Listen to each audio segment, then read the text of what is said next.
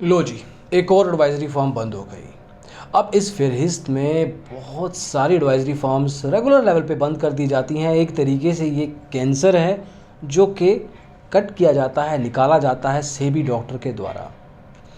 अब जो नया नाम है मनी प्लस रिसर्च इस पूरी लिस्ट में, वो क्यों बंद किया गया, क्या प्रॉब्लम थी इसमें, ये सब इस वीडियो में बताएंगे। तो आइए शुरू करते हैं।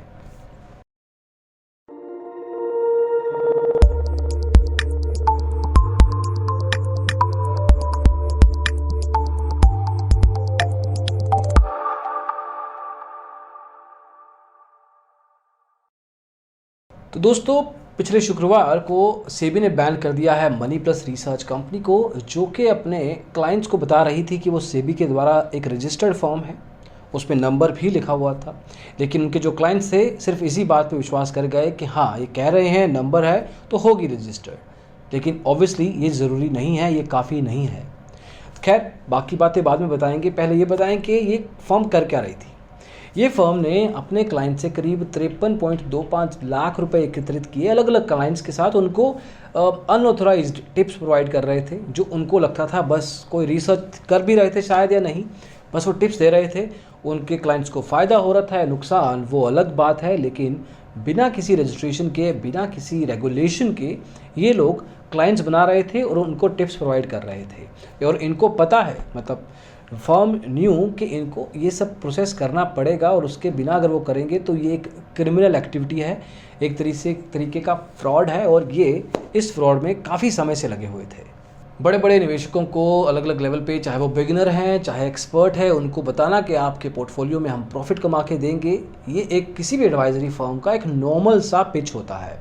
इस केस में इनको 2 साल के लिए बैन किया गया है, लेकिन मेरे ख्याल से तो इनको बंद ही कर देना चाहिए। इनके जो डायरेक्टर्स हैं उनको एक तरीके से डिसमिस कर देना चाहिए कि वो किसी भी तरह का एडवाइजरी आगे से फॉर फ्यूचर उनके पैन कार्ड पे कभी भी अलाउ नहीं होगा।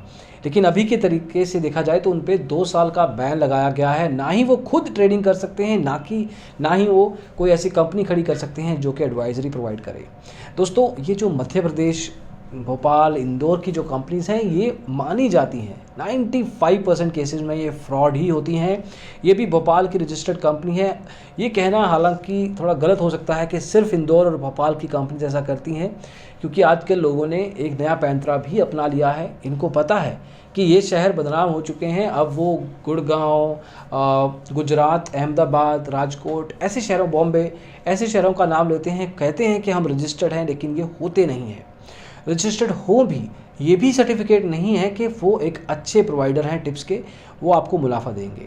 पहली बात आपको हमेशा ध्यान रखनी है कि कोई भी एडवाइज़र बोले कि वो रजिस्टर्ड है, उससे मांगिए उसका रजिस्ट्रेशन नंबर। उनको बोलिए कि आप सेबी की वेबसाइट पे बताइए कहाँ पे मैं देख सकता हूँ आपकी फर्म का नाम, जहाँ पे इस नंबर के साथ आप लिंक्ड हैं। मोस्ट लाइकली अगर वो फ्रॉड हैं तो वो नहीं कर पाएंगे ऐसा। वो आपको नंबर ज़रूर दे देंगे, लेकिन वैलिडेट नहीं करवा पाएंगे किसी भी वेबसाइट के ऊपर।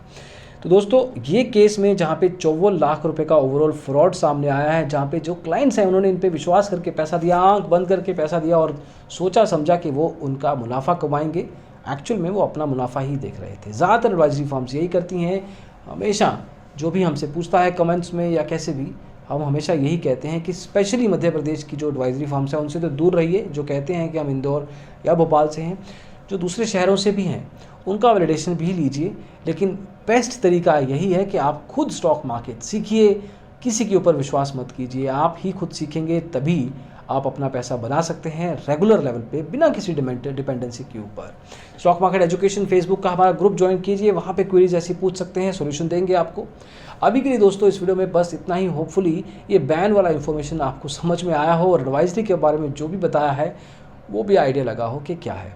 इस वीडियो को देखने के लिए बहुत बहुत शुक्रिया। अगली वीडियो में जल्दी ही मिलेंगे। Bye bye.